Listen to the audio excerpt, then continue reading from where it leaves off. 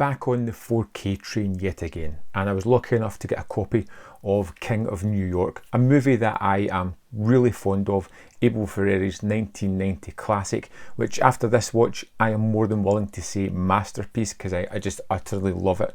And if you haven't seen King of New York, it's an amazing film. We have Christopher Walken, who plays Frank White, a career criminal who is just being released from prison at the start of the movie and decides to take out pretty much every bit of competition for drug business within New York.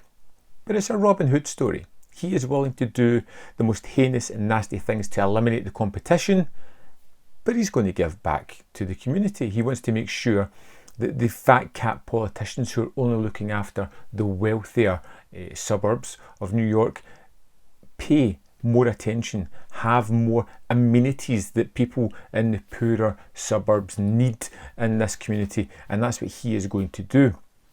But this movie is so stylized, it has such an amazing soundtrack that it just drives this movie forward. There is never a wasted scene within this movie, and it feels epic in its storytelling, even though it's well under 2 hours in running time.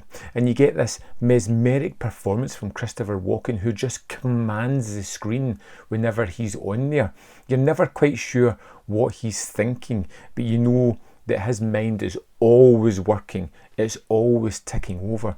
And what I like particularly about this movie is it gives you an aspect of all the different sub-characters as well. We get to see small facets that just show these people how they live. You get Lawrence Fishburne in a role as the right-hand man to Frank White, and even in a small scene he goes in to order food and give some money to kids and to an old lady that's there just so they can play video games and have food to eat. And yes, he is a gangster. Yes, he murders people, but again, they're giving to the community. They are putting back, and it offers this kind of duality of, is it worth it? You know, the people who are in privileged or positions of power are ignoring these people. The gangsters, the people who are murdering other people who probably deserve it, are the ones that are looking after the community. And they shouldn't be like that. You also get an aspect into the police culture as well. This fraternity of men who want to do good and want to stick to the letter of the law, but are willing to work outside that as well and do things that they feel necessary to take care of the bad guys. Yet you've got to wonder which bad guys really antagonise them, because they're willing to allow other ones to run free, whereas Frank White seems to be a character that they will not tolerate and they seem to have it in for. Understandably, he is breaking the law, but what permits the other ones to get a level of freedom that Frank isn't allowed? There is so many standout sequences in this that I just really don't know where to start. One of the things I love about this is it has so many iconic and standout sequences and set pieces. There is, of course, the big car chase midway through the movie. It's a heist into a car chase, and that comes out with exploding violence as you would expect. There are moments at the start where there's a drug deal with Fishburne's character as he is playing this full situation so calmly and well, knowing exactly what he's going to do.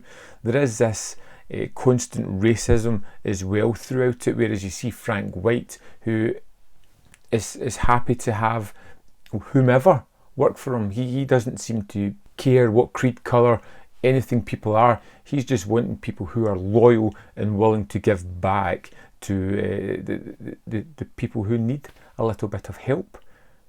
But he will not tolerate any kind of distrust or disloyalty, and he is extremely vicious. It's a wonderful character study that leads to a fitting finale, but one that I can live with. You know, you're used to seeing movies, whether it be like Scarface or Carlito's Way, where you, if you know those movies, you know what happens at the end of it, and sometimes you can feel a little bit cheated.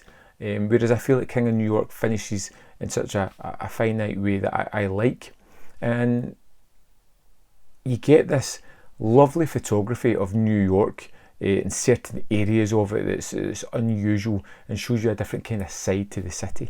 You've got all of these wonderful actors working together, and it just creates an absolutely wonderful movie.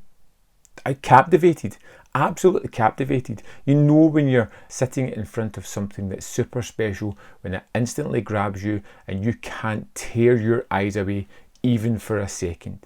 King of New York is an absolute masterpiece. I had the old Arrow Blu-ray, which is good, but I love this. This is a step up, this new 4K. The picture's just absolutely stunning. I love it. And the soundtrack as well just powers off the disc. This is a great movie. Absolutely amazing. I want to know your opinions of this one. Is it just me? Do you love it as much as I do? Let me know in the comment box below, and I will see you next time on Man v Film.